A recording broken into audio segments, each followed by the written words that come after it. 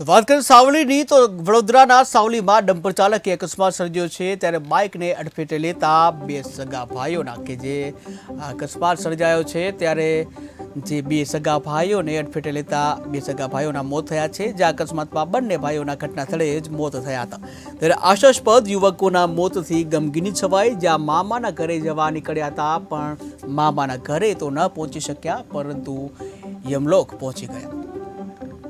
મારા ભત્રીજાનો ધર્મકુલ રાજેન્દ્રસિંહ પરમાર સોડા પરમાર લોટના રહેવાસી। આ બંને ભાઈ, એકનું નામ તુષારસિંહ રાજેન્દ્રસિંહ સોડા પરમાર, ગામ લોટના, તાલુકો સાવલી, જિલ્લો બરોડા।